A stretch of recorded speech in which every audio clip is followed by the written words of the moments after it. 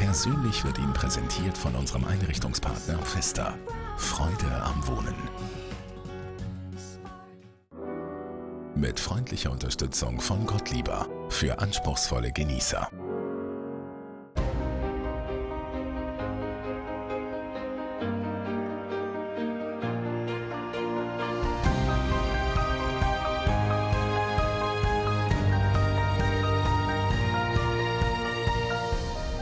Persönlich. Bei Claudia Lesser. Schön hast du eingeschaltet. Das ist persönlich bei Claudia Lesser. Heute mit dem Alpenrückenmark Traufer. Er hat die Schweizer Hitparade fest im Griff, zumindest die letzten paar Jahre. Und das, obwohl er von sich selber sagt, er sei gar kein Musiker, sondern vielmehr ein Entertainer und Unternehmer. Was seinen Erfolg ausmacht, das werden wir heute herausfinden. Schön bist du da, Mark Traufer. Danke, dass ich da sein darf. Merci. Wahnsinn, oder? Also, das hörst du wahrscheinlich x-mal. Unternehmer, Entertainer und gar kein Musiker. Aber das hast du auch ein bisschen selber gemacht, gell? Du willst dich gar nicht unbedingt als Musiker einstufen. Ich finde halt auch, dass ich nicht wirklich... also ich finde es aber so ein bisschen fies gegenüber denen, die irgendwie Jazzschule gemacht haben und wirklich musikalisch etwas drauf haben. Fühle ich mich aber ein bisschen komisch, wenn ich von mir behaupte, ich sei Musiker. Weil ich bin Unterhalter. Und das mache ich glaube nicht so eben schlecht, aber mit Musik in dem Sinne, Musiker, will ich mich aber nicht schmücken. Das machst du richtig gut, oder? Ich meine, nicht welcher Schweizer Musiker kann sagen, dass er in den letzten paar Jahren zweimal Platin erreicht hat, einmal Gold. Ich meine, gerade in diesem Jahr wieder mit heiteren Fahnen innerhalb der ersten Woche 10'000 verkaufte CDs, dann geht Gold und kurz darauf dann Platin mit über 30'000 verkauften CDs. Ist das schon verrückt, wenn du das wahrscheinlich selber auch hörst, oder? Ja, also für mich ist das...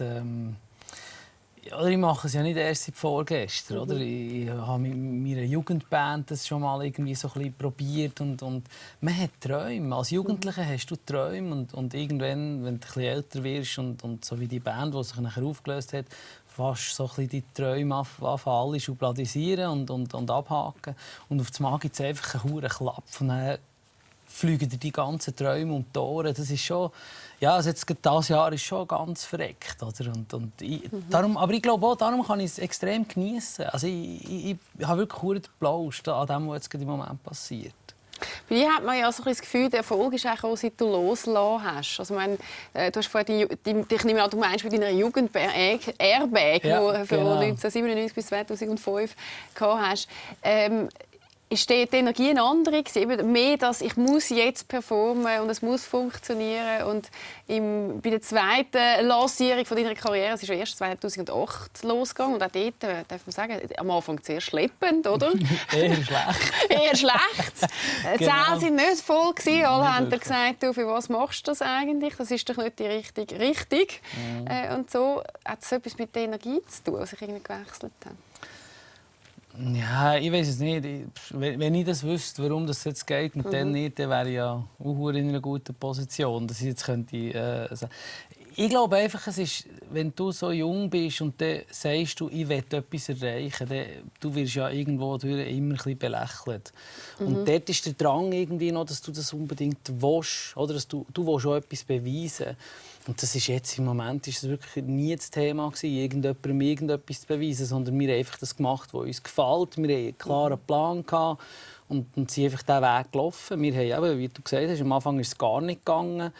Und wir haben einfach gewusst, jetzt müssen wir uns einfach raus zeigen. Und ich habe gesagt, und mir ist es gleich. Ich spiele an jedem Dorffest, an jeder Kilbe, überall. Du hast den Arsch wund gespielt. Das haben wir wirklich gemacht. In der zweiten Runde haben wir wirklich überall gespielt. Und wir haben aber auch überall den Applaus gehabt. Und wir haben Freude, die ganze Band, wir haben Freude, wir können live spielen. Und ich glaube immer, das ist schon einer der wichtigsten Punkte, dass es jetzt eingehängt hat. Das ist ein bisschen wie früher, oder? Also, früher haben das ja die Bands auch so gemacht. Wirklich, wirklich früher. In der heutigen Zeit hat man das Gefühl, man müsse das nicht mehr machen. Halt sich wirklich durchbeissen und in die kleinen Locations gehen und halt einmal von wenigen Leuten performen. Ich glaube, dass das eben genau der Punkt ist. Also, Heute haben wirklich alle die jungen Künstler das Gefühl, jetzt haben wir einen Plattenvertrag, jetzt machen wir eine CD, dann kommen wir auf die Eis und dann gehen wir auf die Tournee und haben ausverkaufte Tournee. Und das ist halt einfach nicht so. Du musst irgendwo draussen eine Fanbase zuerst erarbeiten. Ebenso wie ganz früher in den 70er in Amerika. Die Bands die haben zuerst jahrelang Tourneen gemacht. Alles abgespielt. Ja. Und wenn die CD kam, dann hat es in den meisten Fällen nachher wirklich auch gepollt. Und das war bei uns vielleicht ein bisschen ähnlich, obwohl man das jetzt nicht so wollte. Irgendwie, wo einfach die CD nachher rausgekommen ist, Alpenteiner, dann haben so viele Leute auf das Album gewartet, dass das eigentlich aus dem Nichts auf das Eis ist. Und das hat mit dem Live-Spielen zu tun, wo heute die meisten einfach nicht mehr bereit sind, das zu machen. Eben, da darf man sich ja dann wie auch nicht zu schade dafür sein. Oder? Viele sind sich halt dann eben auch zu schade. Bei dir hat es ja eher recht viele Hindernisse gegeben. Also, du hast ja auch ein Management gehabt, das dich lieber ein bisschen in eine andere Richtung drücken. Und dort bist du sehr deinen Weg gegangen. Da muss ich denken, das ist nicht ganz einfach, oder? Wenn du so viel Druck hast und im Moment nicht kannst vorweisen, dass das, was du das Gefühl hast, das funktioniert. Aber die Kombination von Mundart und Druck, das könnte der Weg sein, oder? Ja, ich glaube halt sehr stark daran, dass wenn du als Künstler dich einfach verbiegen und nicht das machst, was dir selber gefällt, dann ist es früher oder später... Also die immer so ein bisschen auf irgendetwas machen, ich glaube wirklich sehr stark daran, dass du das Publikum nicht versäckeln kannst. Ich glaube, das ist der effektive Punkt. Du kannst dem Publikum nicht irgendwie etwas vorgeben, was du selber nicht bist. Und es haben halt sehr lange die Leute um mich herum, Plattenfirma oder Management, die haben einfach nicht gecheckt, wie ich bin. Die haben nicht gecheckt, wer ich bin, dass ich wirklich so bin, wie ich bin. Und wo das nachher irgendwie der Schalter auch noch umgekippt ist es nachher besser gegangen. Aber sich verbiegen, ja, das habe ich wirklich das Gefühl, das bringt nichts. Wie bist denn du? So wie ich bin. Wie denn so zum Beispiel? Ja, ich werde ja jetzt dieses Jahr sehr viel mit dem Vorwurf konfrontiert, dass ich auf Heimat mache. Und dass ich mit dem Mörgeli und dem ganzen Heimatgedudel so einfach etwas vorgebe. Das war mit meinen Produzenten zum Beispiel auch das Problem am Anfang. Also, die haben das völlig nicht gecheckt, mit was für Songideen ich bekommen habe. Ich habe gesagt, jetzt kommt ihr mal rauf. Und wenn du in diesem Hofstetten, Brienz, wo ich daheim bin, wenn du dort bist, wir sind nachher dort oberhalb vom Dorf in eine Jägerhütte gegangen, und dann haben die erst richtig angefangen zu checken, wo sie leben. Dass wenn ich daheim die Türen auftue, dass ich einfach vor einem Berg stehe, dass halt jetzt im Moment schon Schnee liegt dort. Und dass das alles wirklich, der Bauer fährt noch mit dem Schüttifass vorbei und jeder kennt jeden. Also ich bin wirklich... Ich mache nicht, als ob... Da, wo viele sagen, der tut nur so, das ist einfach meine Realität. Ich lebe in dieser Realität dort oben. Das ist kein Marketing-Gag, sondern es ist eben die Realität. Und das sieht man auch bei unserem nächsten Beitrag. Wir haben einen kurzen Zusammenschnitt von deinem aktuellen Album und natürlich auch von der aktuellen Single. Roy Martin, komm, wir machen Party. Auf das warte, seit ich euch angesehen.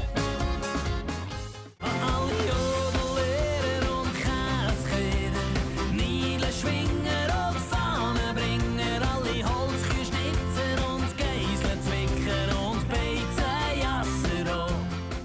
Hier bin ich geboren und da gehör ich hin. Es gab Küsse auf der Welt, schöne Flecken noch gesehen. Doch heute eine Fahne, mein Herz gehört dahin. Du hast jetzt gerade so schön gesagt, es sieht wirklich so aus. Du bist dort wirklich auch daheim. Also es ist irgendeine Kulisse, die du dir oder ein Regisseur gemalt hat und du kommst dann da quasi mit dem speziellen Frack drin. Das ist wirklich deine Realität. Und zwar seit klein auf, oder? So bist du auch aufgewachsen. Und ich nehme auch an, dass deine Eltern ganz bodenständig waren. Oder wie war deine Kindheit? Ja, meine Eltern sind, glaube ich, schon mit beiden Füßen ziemlich auf dem Boden. Das ist ja so. Und sie haben uns so erzogen. 6 Uhr gibt es Nacht. Wer zum Nacht nicht da ist, muss selber schauen. Also irgendwie, ja, die sind völlig entspannt. Ja. Was hat denn die Musik in deiner Kindheit für eine Rolle gespielt? Haben deine Eltern irgendein Instrument gespielt? Dein Vater nebst dem Arbeiten und Unternehmen führen noch im Chörli gesungen? Nein, gar nicht. Nein, gar nicht. Wir sind wirklich, ich glaube, wir sind die unmusikalischste Familie der Schweiz. Also, bei uns ist irgendwie auch an Weihnachten hat man die Weihnachtslieder ab der Platte gehört. Hat meistens irgendwie der Peter Reber irgendein Weihnachtslied gesungen von der CD. Also, nein, gar nicht. Aber ich wollte ganz früh ein Schweizer Örgeli. Ich habe immer gesagt, ich wollte ein Schweizer Örgeli. Wo hast du das Örgeli. gesehen? Im Samstagjas. Ah! Oder beim Jürgen Grandecker ist Ja. doch immer nachher irgendwie auf der Seite, sie dann gehockt und haben irgendwie zwischen der Pause oder wenn sie Karte aus Die musikalische Untermalung ist das? es ist einfach immer Volksmusik und die haben immer Örgeli gespielt und ich habe nachher immer so ein Küsschen auf die Schoss genommen und so geörgelt, also wie es Örgeli hätte. Und dann hat meine Großmutter hat mir dann irgendwann hat sie gesagt, also komm, ich kaufe dir jetzt ein Schweizer Örgeli. Das hast du dann auch mit Unterricht und allem, oder hast du es selber erlernt? Nein, dann bin ich in Unterricht. Ich habe nachher etwa 5 Jahre, also der Cousin und ich haben nachher Vollgas, wir wollen grosse Ländlerstars werden. Also, dort? Ja, dann zumal, klar. Samstagjas und so? Ja, genau, wir wollten Samstagjas, unbedingt. Und jetzt ist es halt anders so. Gut, die würde ich jetzt natürlich auch nehmen. Ich nehme so. Gut, irgendwann war es nicht mehr so sexy mit dem Handörgeli, oder? Hast du dann mit 13, 14, das kennst du jetzt auch mit dem Bub, da muss man ein bisschen beeindrucken. Genau. Das ist ein Schlagzeug, genau. oder? Ja, also ich habe dann halt gemerkt, dass auf dem Pausenhof mit 14 bist du wirklich mit dem Schweizer Örgeli völlig nicht mehr angesagt. Und dann habe ich es verkauft. Dann zumal, also leider, heute bin ich natürlich eigentlich traurig, habe ich das nicht mehr. Ich habe es dann verkauft auf eigene Faust, selber den Deal gemacht. Natürlich viel unter dem Wert habe ich das Örgeli verhökert. Aber es hat gelangt für ein Schlagzeug. Also ich habe nachher mit dem Geld ein Schlagzeug gekauft und nachher 3 Wochen Hausarrest kassiert, weil das haben die Eltern gar nicht lustig gefunden. Der Lärm in den Hütten. Ja, also nein, dass ich die Schweizer Örgeli verhökert habe. Also das ist nicht gut angekommen. Ist nicht gut angekommen, obwohl sie Nein. musikalisch jetzt gar nicht unbedingt Nein, so eine aber emotionale Bindung hatten. Ja, aber das Örgeli hat natürlich auch mit der Großmutter zusammengehangen und so. Das war wirklich nicht so der beste Move von meinem Leben gewesen. Aber es ist jetzt halt einfach so. Und nachher haben wir, ja, von dann an habe ich dann irgendwie Rockmusik gemacht. Das bist du ja noch in einer Unternehmerfamilie groß geworden. Ihr habt das altes. Dein Großvater hat das 1938, gell? Ist Traufer Holzspielwaren Genau. AG gegründet worden. Wie hast du das als Kind erlebt? Der Papi viel geschafft, viel nicht rum gewesen, oder? Ja, nein, eigentlich also nicht rum gewesen. Er war natürlich immer rum gewesen, oder? Weil wir haben relativ nahe zu der Firma gelebt und irgendwie, wenn ich mir irgendwie ein neues Gewehrli machen für das Gobäuerle im Wald, oder? Dann ist man schnell in die Bude und dann hat irgendeiner ein Holzgewehrli zusammengezimmert und dann ist man im Wald. Das ist eigentlich... Die Kindheit, muss ich sagen, war zusammen mit dem Geschäft extrem cool gewesen. Also man konnte sich dort austoben, man konnte Seich machen, man konnte in den Lagerräumen herumtoben. Das war eigentlich cool gewesen. Später hat es natürlich nicht geheißen, jetzt musst du helfen, jetzt musst du arbeiten, jetzt musst du mitmachen. Und das hat mich tödlich angeguckt. Also wirklich, das ist dann, glaube ich, für beide Seiten nicht mehr so einfach gewesen. Und trotzdem, dort bist du ja wieder zurück. Du. Relativ schnell dann auch wieder. Ja, also also für mich war klar, mit diesem Geschäft werde ich nie etwas zu tun haben. Also auch für meine Eltern war das klar. Und ich bin aber nachher mit Airbag dann wieder mit dieser Jugendband unterwegs und habe eigentlich in der ganzen Schweiz, überall, wo wir waren, wo wir gespielt haben, in Saas-Fee oder in St. Marien, überall, habe ich immer die Kühe gesehen von meinem Bär. Oder? Irgendwie gefunden, aber irgendwie ist das gleich.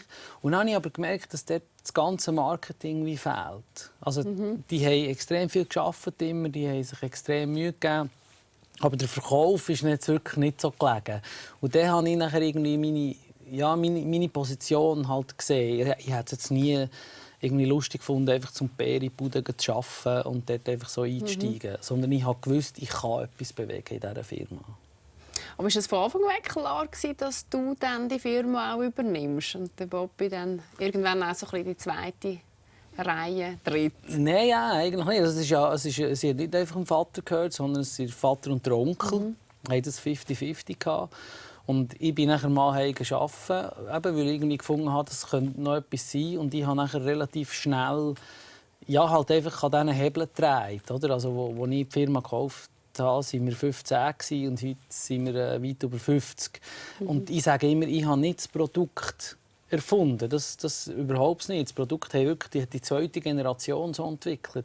Aber sie haben es einfach nicht verkauft, sie haben es nicht kommuniziert. Sie haben immer gesagt, ja, wir machen da halt nur so Kühe. Und ich sage halt, wir machen die Kühe, wir machen die Kühe, die du haben musst. Oder das ist so ein bisschen der Unterschied. Wie einfach ist das, mit der Familie zusammen zu arbeiten? Ich glaube, es ist sehr schwer. Also das ist nicht einfach. Und man muss sich das wie bewusst sein. Also ich bin dann relativ schnell Geschäftsführer geworden und habe meinen Vater und oder Onkel ausgezahlt.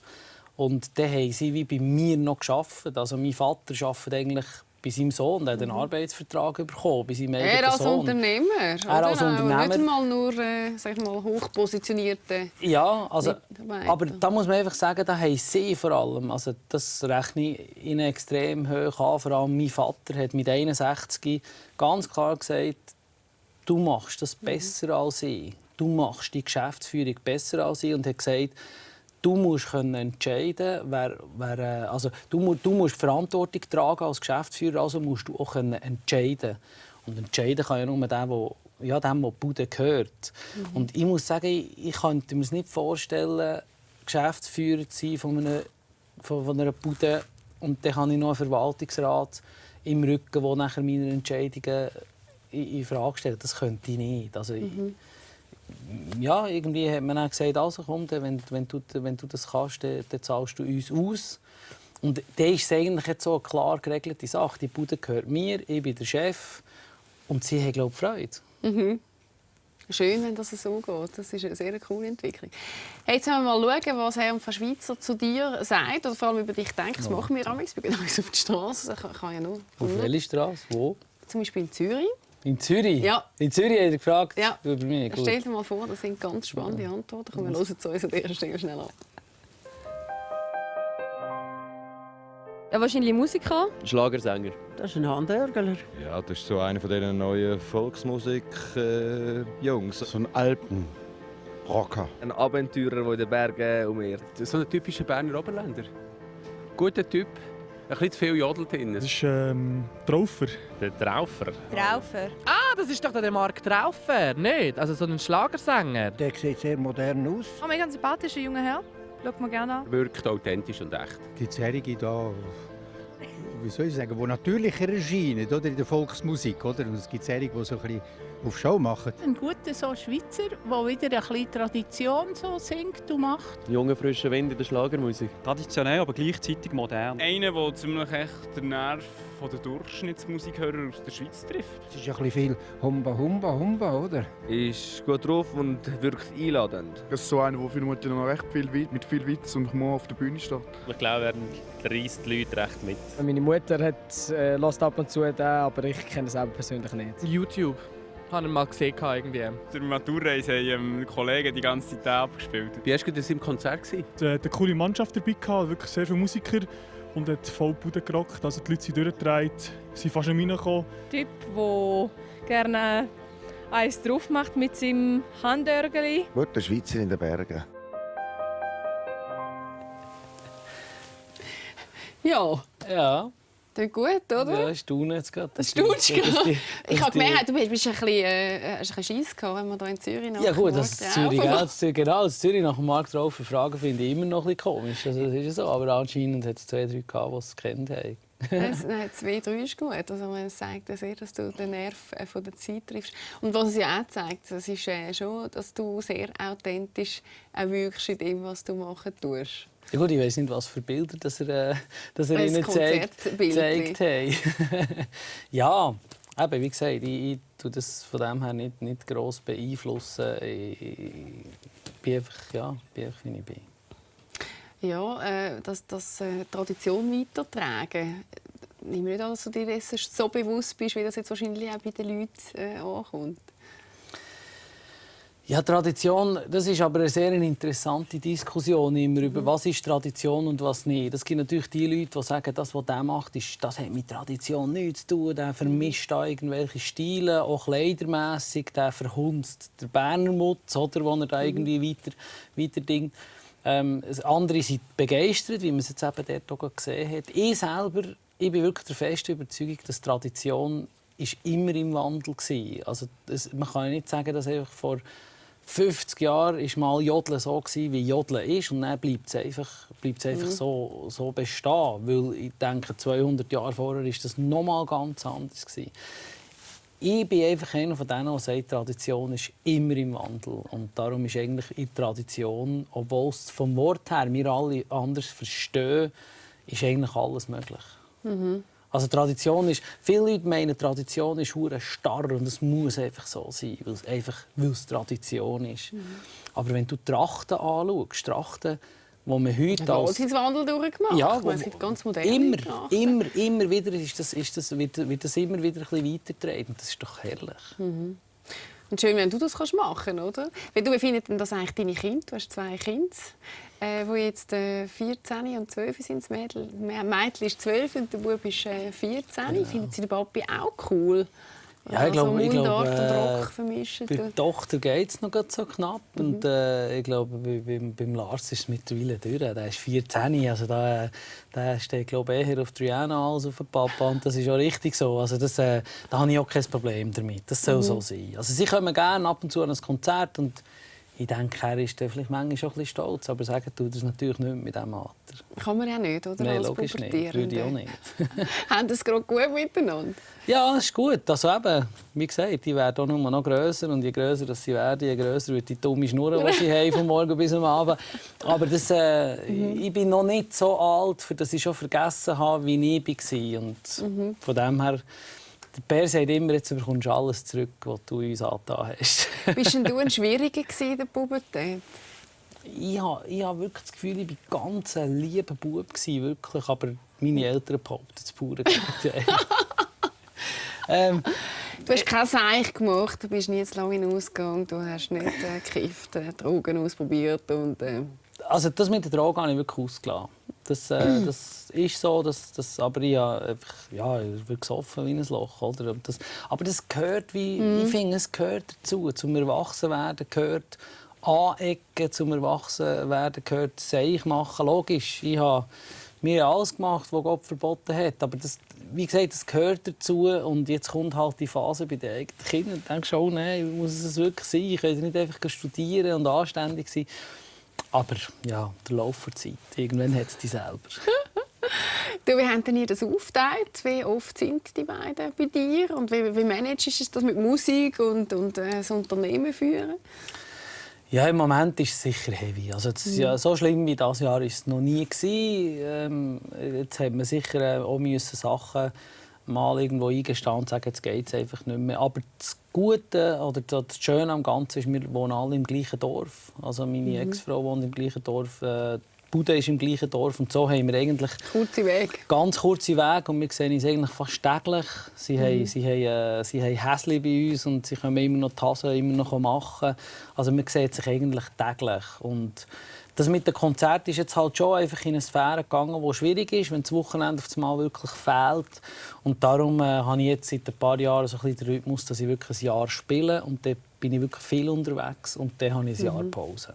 Und das wird auch nächstes Jahr nachher wieder so sein. Also hast du ja 2015 auch schon gemacht, wenn wir gerade beim Thema Heimat sind von vorher. Du bist eben dann nicht daheim gewesen, sondern sehr viel umeinander gereist. Was hast du mitgenommen aus dieser Zeit? Ja, also ich bin eben einer, ich gehe eigentlich gerne reisen, aber bei mir ist es so ein bisschen komisch, ich gehe auch gerne wieder heim. Also ich war wirklich nur 2 Tage in Hamburg und wenn es heim geht, freue ich mich. Und ich habe eigentlich das Gefühl, oh nein, jetzt will ich noch bleiben. Das habe ich selten. Und ja, vom Reisen, ich finde Abstand zu den Heimen, Abstand zu dem, was man täglich macht, das tut immer gut. Das tut immer so ein bisschen den Blick auf das Heim wieder ein bisschen klarer machen. Das war das, was du mitgenommen hast aus dem Reisen, oder gibt es noch andere? Ja, also ich finde, aber das sind so ein bisschen, ich finde, wenn ich weg bin, ich gehe immer ohne Handy reisen. Das ist so. Das geht dann mit Kind und Ja. Also ich gehe ja nicht alleine reisen. Die mich begleiten, die haben nachher immer irgendwie den Kontakt zu den Heimen. Aber ich habe wirklich, ich habe ein Geschäftshandy und ich habe selber ein Handy und die lasse ich beide einfach vom Bürotisch liegen, weil ich sonst, und das ist eigentlich das, was mich am Reisen am meisten oben abholt. Ob jetzt eben das Reise innerhalb der Schweiz ein paar Tage auf Zermatt oder eben irgendwie bis ans andere Ende der Welt. Für mich ist es immer ohne die ganze Kommunikation. Das finde ich etwas vom Besten, was einem passieren kann. Das ist das Sinnvollste für die Work-Life-Balance, die so viele erzählen. Dann hast du 2015 gar nicht gearbeitet. Also, jetzt abgesehen, dass du musikalische Pause gemacht hast, hast du dann auch im Unternehmen Pause gemacht? Nein. Also ich bin einfach ein paar Mal intensiv in die Ferien und weg gewesen. Aber ich habe gearbeitet. Also ich werde auch nächstes Jahr arbeiten. Ich arbeite ja auch dieses Jahr. Ja. Ich sage immer, Musik machen in der Schweiz, das beschränkt sich auf das Wochenende, oder? Wegen diesen paar Konzerten, die da sind. Oder? Wenn man das, und ich bin unter der Woche bin ich immer im Geschäft. Vom Montag bis zum Donnerstag bin ich immer im Büro. Ja. Aber eben, wenn man deinen Tourkalender anschaut, wo übrigens fast alles ausverkauft ist, das ist ja auch recht beeindruckend, wenn man auf deine Seite geht, dann stellt man einfach fest, du bist wirklich durchgebucht. Also bei dir gibt es im Dezember einen 2., 3., 4. Dezember. Also es gibt eigentlich keine Woche, wo du im Moment nicht spielen tust. Mindestens 2, 3, 4 Mal, oder? Ja, das ist im Moment so.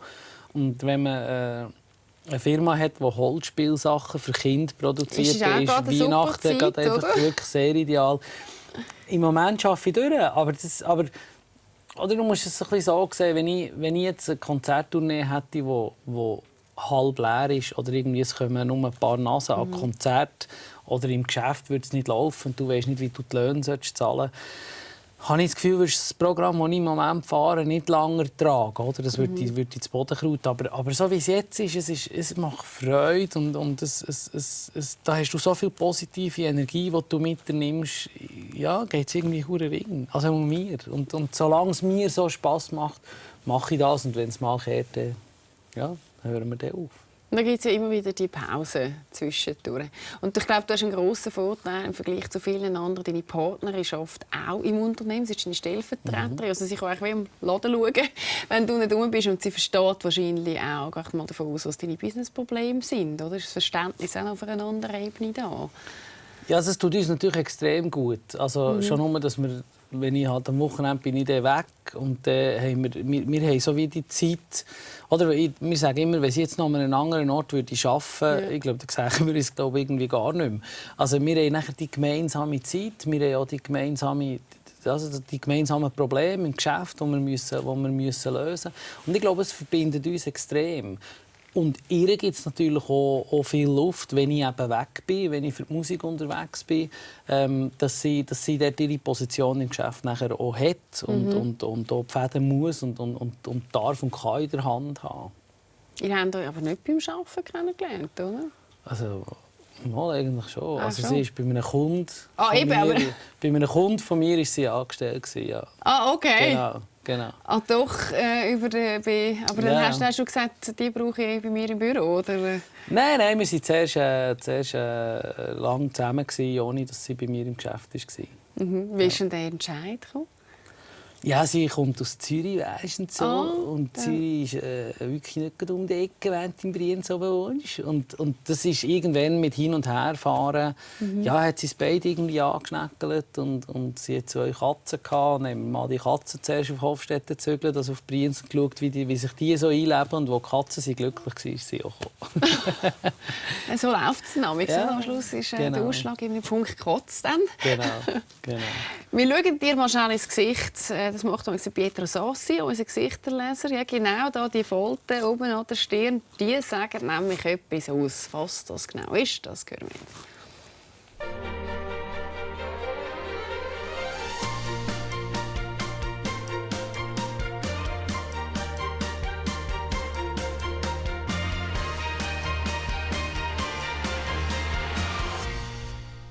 Mark Traufer, Schweizer Musiker.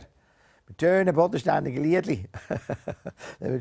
Aber was bei ihm da natürlich ganz stark vorkommt, das sind seine Stirnquerfalten da. Also die sind sehr markant und das heisst, mental hat er ein extrem starkes Durchhaltevermögen. Also wenn er mental, das ist noch nicht umgesetzt, aber wenn er das hat, dann zieht er etwas dann schon klar durch. Aber, und jetzt kommt natürlich schon ein starkes Zeichen, das bei ihm wichtig ist, obwohl das weiss man halt, weil er Musik macht, er hat wirklich musische Talent. Er macht viel mit Musik. Aber es könnte auch malen, zeichnen sein, so, künstlerisch oder so. Das zeigt das runde Innenohr da. Wenn es dort innen so rund ist, dann sind da musische Talente vorhanden. Dann kommunikationsstark. Das macht er sehr gerne, kann er auch gut und macht das auf seine persönliche Art. Was aber auch noch dazu kommt, er hat ein starkes Einfühlungsvermögen da. Das ist dann da, das berühmte Amorböckli da rein. Und das ist seine Empathie, die stark ist. Aber dafür ganz herzig bei ihm ist dann da sein Grübli da. Manchmal verdeckt er das mit einem stärkeren Bartwuchs. Und das ist also nicht so schwach. So, es hat doch eine Einbuchtung drin. Und das gibt mir den Hinweis, dass er dann kann betupft sein. Das ist die erste Stufe. Die zweite Stufe, es kann aber auch beleidigt sein. Die dritte wäre dann noch Mimose. Dass er Mimose ist, glaube ich nicht. Aber das wäre noch spannend, nachher auch für die Leute zu sagen, ja, wie sieht das aus? Wie schnell kannst du betupft sein oder bist du dann eher beleidigt? Ist das etwas, das dich in deinem Leben schon begleitet? Das Grübli da, hast du darum ein Bärtchen dort, dass man das nicht sieht? Nein, ja. Aber also, ja... Du, warum ist das alles? Der hat ein Interview von mir geschaut. Das ist nicht nur aus dem Gesicht. ja, er ist nicht nur nett. Das betupft sein? Gibt es denn das? Dann ja. Bist du betupft? Ich kann schon betupft sein. Das glaube ich schon. Aber ich glaube, das ist schon, wenn man sich nicht verstanden fühlt. Also, weißt, und dann wird, also, was ich nicht mal habe, wenn irgendjemand etwas in mich interpretiert. Aber ja. Du, ich glaube, das hat irgendwo jeder. Also, das ist auch nicht so lässig. Ja, es ist. Aber Ding finde ich, was hat er gesagt hier? Du, ein Amorböckli hast du Amorböckli. Ja, dann bist du so empathisch. Du managst du wahrscheinlich 50 Mitarbeiter und Familie daheim und noch Beziehung und Familie. Wieder viel gelernt, leck mir am Herz. Und ein rundes Innenohr habe ich auch noch heiter Fahne. Ja, die musikalische und die musischen Qualitäten, die du hast. Genau. Nein, aber sag mal, die Empathie, das wird dir ja schon wahnsinnig helfen. Brauchst du natürlich auch, oder? Als Unternehmer. Und dann hast du ja noch eine Band, da gibt es ja manchmal wahrscheinlich auch Krach. Dann hast du noch 2 Kids, dann hast du noch eine Partnerin mit Beziehung. Willst du mal das Amorböckli machen, du? Das weiss ich auch nicht. Aber jetzt weiss ich, warum seit heute weiss ich, warum sie das alles so gut im Griff haben. Nein, ja, du. Eben, wir schnurren es Abo gratis. Ich bin einer, der eigentlich alles immer anspricht. Also ob im Geschäft oder in der Band. In der Band haben wir andere Leute, die das manchmal sollten oder könnten machen, die es vielleicht eher nicht machen. Ich bin der, ich spreche immer alles an. Auch unangenehme Sachen, gerade im Geschäft. Was nützt dir das, wenn du mit den Leuten nicht redest, oder? Und die Faust im Sack machst, sondern dann gehe ich auf die Leute zu und spreche es an. Und ich glaube, das ist eine Stärke, die ich habe. Dass ich eigentlich vor nichts Angst habe. Ich kann immer über alles schnurren. Woher kommt das, dass du so vor nichts Angst hast? Keine Ahnung. Ich weiß es nicht.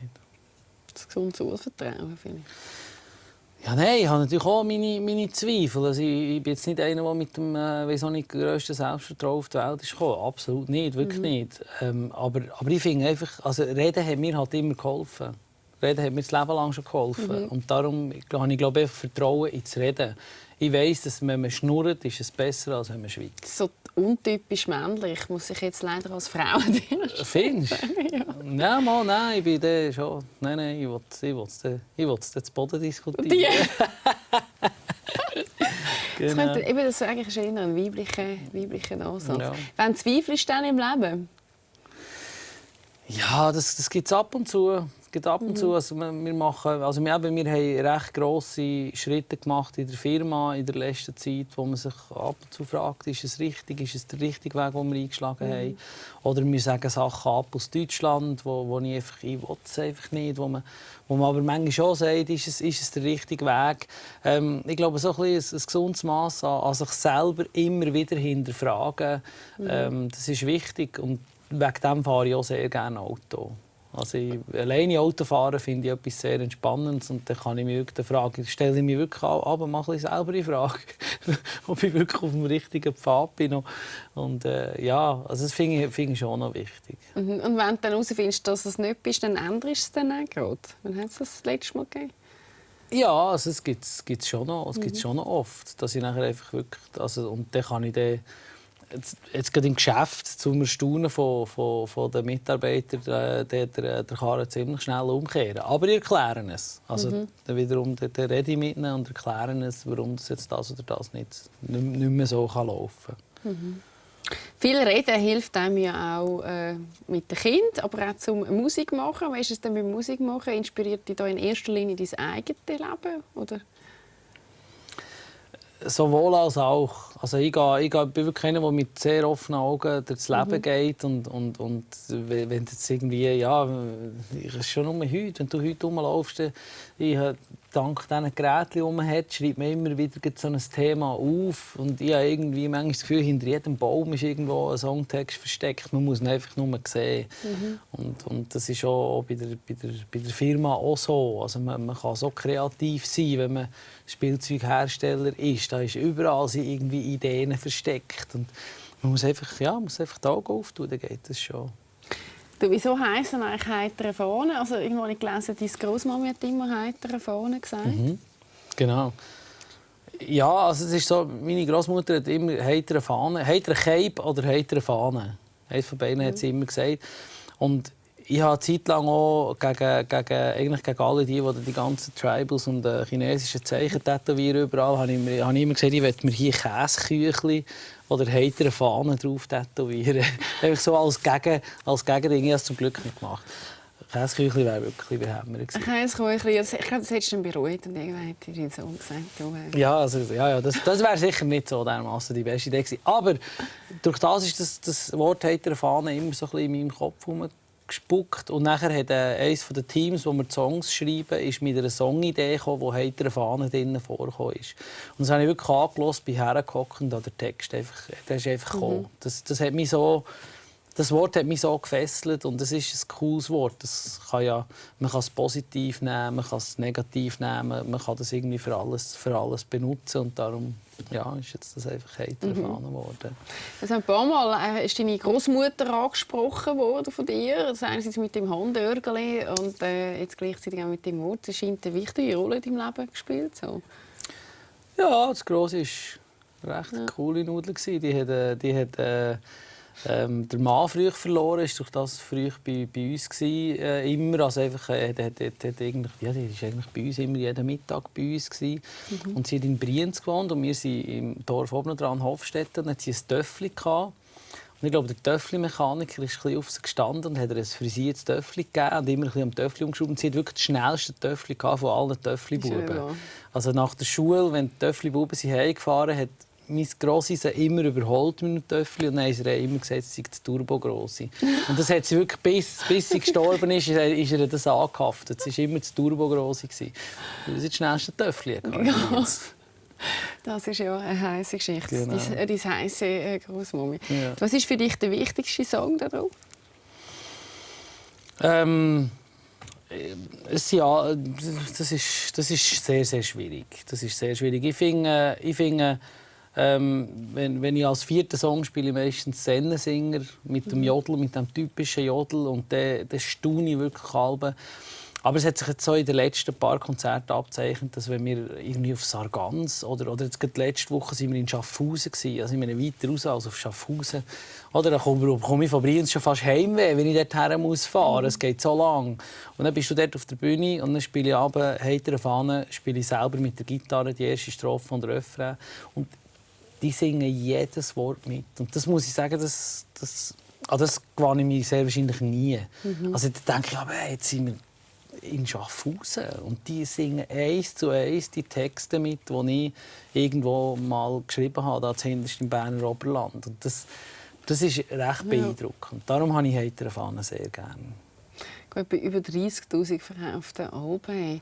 Also ich meine, es gibt ganz viele Musiker in der Schweiz, die sind wahrscheinlich etwa mal perplex, wie das der Marc Trauffer schafft, obwohl sie da schon seit Jahren dran sind. Spürst du das eigentlich auch ein bisschen aus der Branche heraus? Dass es, so der unglaubliche Erfolgseffekt, den du ausgelöst hast, dass das auch bei gewissen anderen so ein bisschen andere Gefühle auslöst, wie zum Beispiel Neid oder Fragezeichen? Ja, also ich glaube also das, was ich mache, das ist Unterhaltung und man hat so vorher, oder das fließt irgendwie immer so ein bisschen durch. Das sind so ein bisschen Liedli und viele Leute, die ich noch nie live gesehen habe, sagen natürlich, er ist ein Schlagersänger. Es wird immer so ein bisschen in die Ecke gedrückt und ich meine, das ist klar. Es gibt sehr viele Leute, die lang Musik machen, die einen Bruchteil verkaufen, dass ich dann auf den Wecker gehe. Manchmal habe ich sogar Verständnis für die Leute. Also es ist, ich weiss ja auch nicht, was ich jetzt gemacht habe, dass es dermaßen kesselt. Und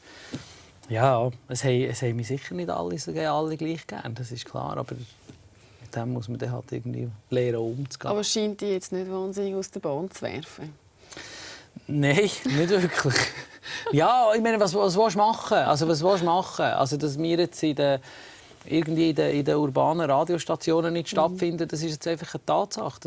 Das kann ich nicht ändern, ich kann es auch nicht beeinflussen.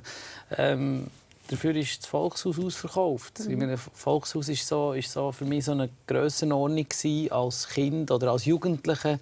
Ich meine, da bin ich die Ärzte hören, da bin ich Klafinger hören. Das sind meine Idole, dort auf der Bühne gestanden. Und heute ist das ausverkauft und dann muss ich sagen, können ein paar andere Musiker über mich denken. Das ist mir eigentlich gleich. Was wünschst du für die nächsten 5 Jahre? Ich finde, ich habe im Moment, meine Dinge ausgeschöpft. Ich finde, es wär blöd und frech, sich irgendwie noch Sachen zu wünschen.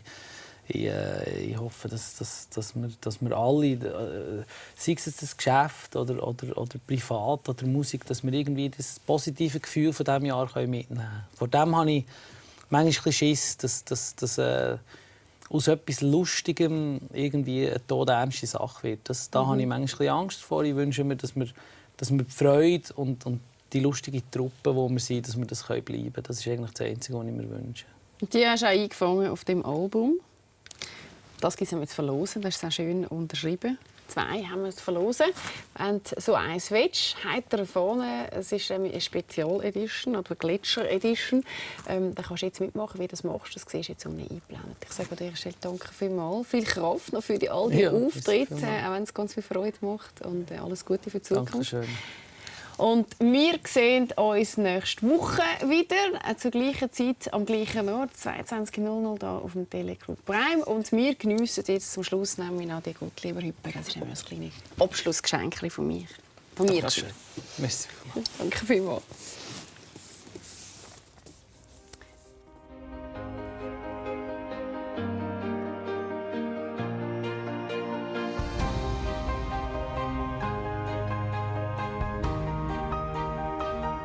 Persönlich wurde Ihnen präsentiert von unserem Einrichtungspartner Pfister. Freude am Wohnen. Mit freundlicher Unterstützung von Gottlieber für anspruchsvolle Genießer.